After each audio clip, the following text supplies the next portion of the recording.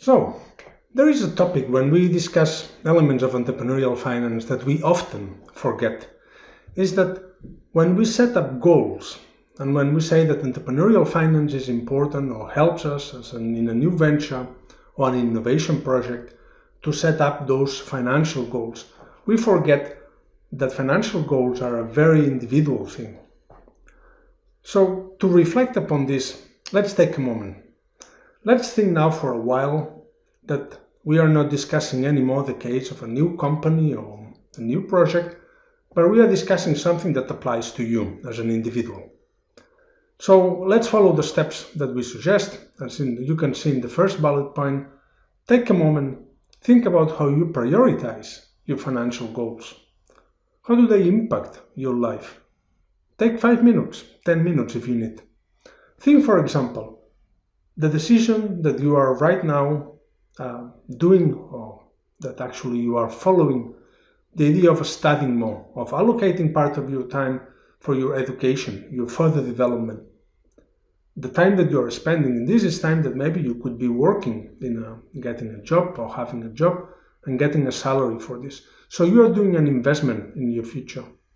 How do you expect this to pay off? What is the financial plan that you have developed for this? Similarly, when we think about whether we want to buy an apartment or to rent an apartment, and which one and how much we can spend, we are bringing in some elements like budgeting, like forecasting. Well, how do I expect the prices to evolve? How can I actually get the funding if I'm buying an apartment to pay for that? Do I need to get a mortgage? Can I ask friends? Do I save some money? Do I use the cash that I have? Do I pay as much as I can upfront? You can think about the last apartment that you are renting or the one that you are renting right now. How does this work for you? Or when you bought your house, what process did you follow? If you can, share with a colleague, a friend, how did they do it? Did they do it in a similar way? Did they prioritize the same things? What we want to do after you spend these 5 minutes is that then we move on to the next slide. You can pause now the video or continue and do the exercise later on. What we are looking at is the whole idea about our own identity, what we also define as this social identity of entrepreneurs or innovators. We are referring to the interesting work that Seeger et al. Did in 2016, published in the Journal of Business Venturing, about the different types of social identities that they were proposing.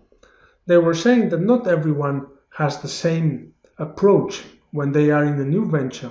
What are they chasing? What are their ambitions? They were describing 3 different types of profiles. One that they were describing as Darwinian, another one communitarian, and the last one the missionary. They were saying that missionaries are very much driven by this whole idea that they want to help other people. Their reference, what they describe as frame of reference, is the whole society. And they see themselves, the people, as a citizen of the world.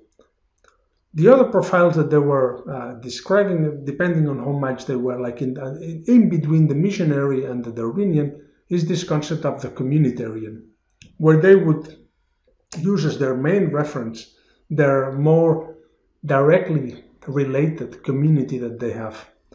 And basically, they see a person or the individual as a person who is connected to those that surround them, and they are very much driven by the development of their community and the people that they know. So you can imagine, for example, these are the entrepreneurs that start their businesses to help a specific group of customers where they also feel that they belong to. This is maybe the situation where you have a hobby, you develop a project idea related to that hobby, and then that community is the one that you actually feel for and you want to help with your project.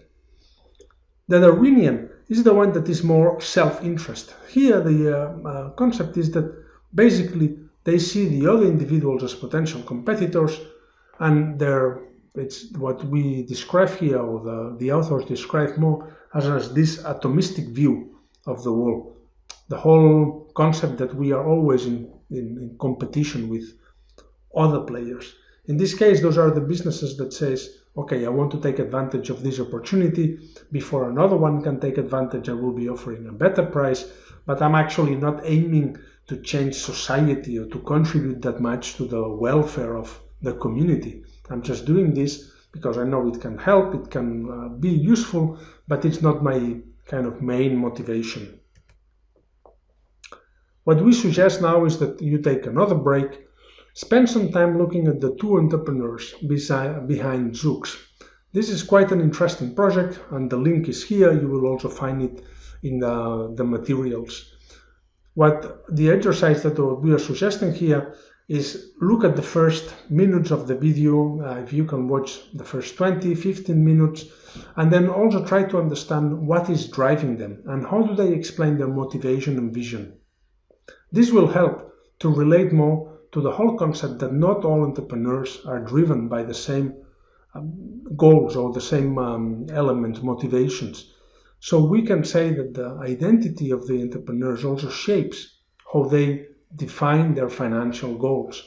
So think again about your own identity, your motivations, when it comes then to your financial goals. Not everyone should have the same ambitions on growth or profitability. Some people are driven by other elements like society at large, or their community that they relate to, or they're individuals and similar people to themselves that also suffer a problem or are upset with something that should have a solution. Finally, this is very important because during this whole course we are discussing aspects related to performance and success. It's important to understand what does success mean for you. For some people, financial goals are only part of their success stories. Plus, the whole story that the fast growth, high profitability doesn't satisfy your individual needs in some cases. Sometimes people will be much more driven by the impact that they create, by how they are changing lives around themselves, how they are changing communities. So this whole story of quick payback is not the same for all of us. What is the takeaway in this session is that the financial management, planning, strategies need to take into account what are your financial goals and what other goals are important for you. Basically, how do you define success? So the objective is that we do those activities and we do those plannings and strategies in order to maximize our probabilities of success, not only to address financial goals. This is the end of this session.